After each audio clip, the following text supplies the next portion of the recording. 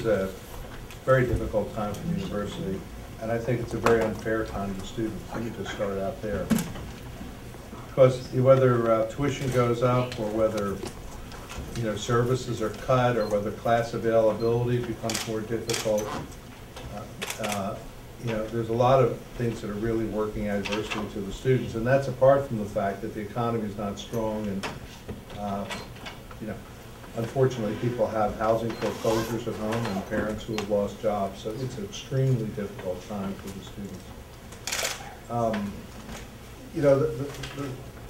There has been a disinvestment in higher education in the state since 1990.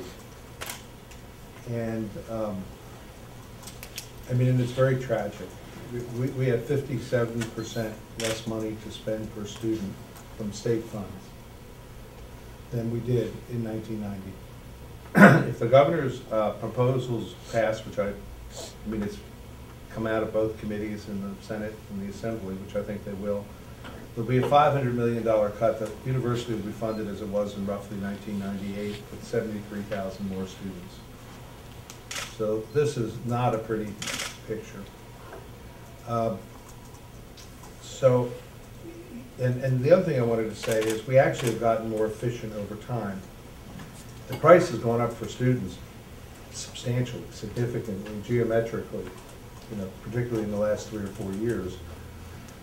But the actual cost of educating students is not going up. To a large extent, the students are paying what the taxpayers ought to pay.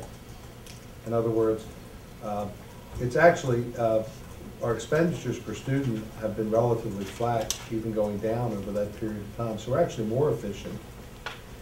But the price that you're paying is going up. You might think about it, the metaphor I use is, think about if you're covered by a health plan and you go to a drugstore and you had a $20 copay and all of a sudden the insurance company says it's going to be $40. Your price has doubled, but it doesn't necessarily mean the price of the drug went up. That's another issue. So we are more efficient. We've saved hundreds of millions of dollars in efficiency initiatives. We've redone our balance sheet and tried to stretch out our debt so we have lower payments and all.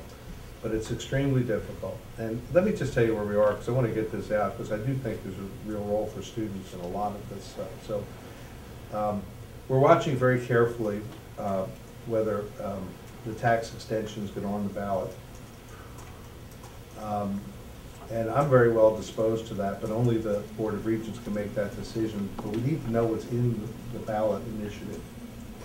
There are certain things that, if done, could really hurt the University of California. They could extend the taxes, and then they could put what's called a hard cap on spending. So our base would be the $2.5 billion that is in the governor's budget. Well, if it goes up 2, 3, 4% a year from $2.5 billion base down from $3.4 billion, we're in trouble in the long run. So we have to look and see what's going to be in this ballot measure. I'm expecting that we'll probably support it because it adds more state revenue. We need more revenue. I wish the extensions included higher education. They do not. They include K through 12 and some other items. But if there's more money in the pot, hopefully there's more money for higher education. But we need to see what's in the ballot measures. But I think I've been up to Sacramento a lot. I have this. I go and I visit, with people like the Pro Tem, the Senate, the chairs of the committee. I go to the governor's office, and I go to the speaker and so forth. And I've been in constant touch with these people advocating our cause.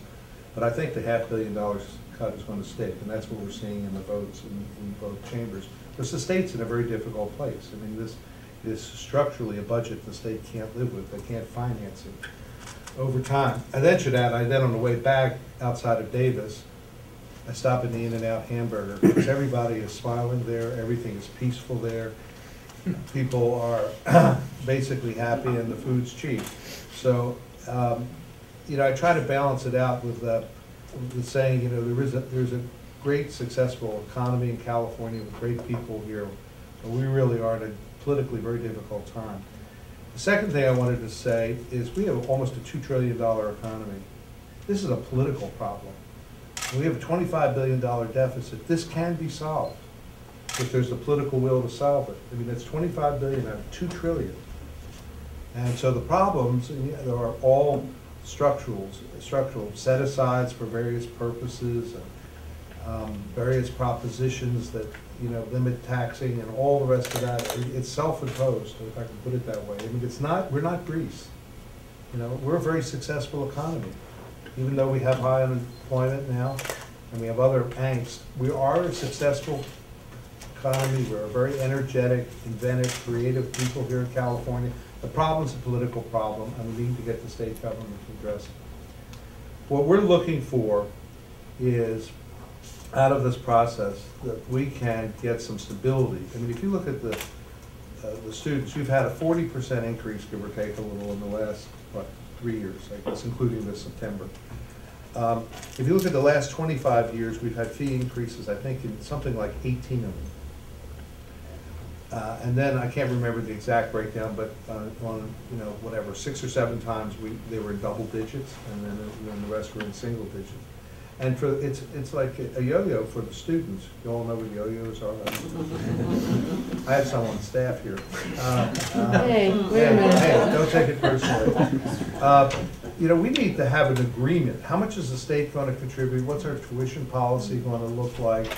How much will the university, you know, what will the size of the student body, will it grow, not grow, stay, be reduced somewhat? So we're looking for some long-term stability. So that's one point. The second point I want to make is you need, I mean, this is really a message to the students. We need to watch these financial aid measures very carefully. The students need to look carefully at the Cal Grants and make sure that the Cal Grants are renewed and, you know, they're at an appropriate level for the students and there's appropriate eligibility. We have the best financial aid in the country. I can tell you that because I've been part of universities in many states. We have a third of our tuition is set aside for financial aid with Cal Grants and with Cal Grants. Watch the Cal Grants carefully.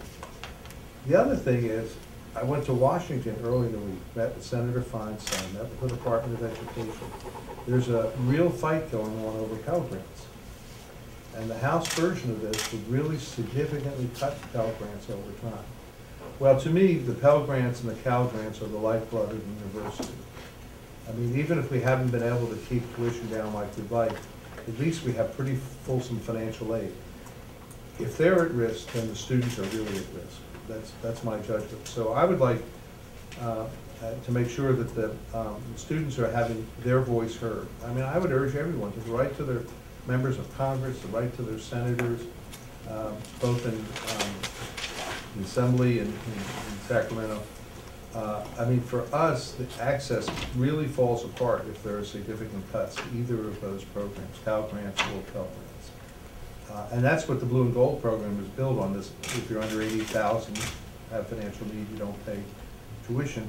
Well, we can only do that because we just have to close the gap. If we had to meet the whole thing, then we would not be unable to support the program.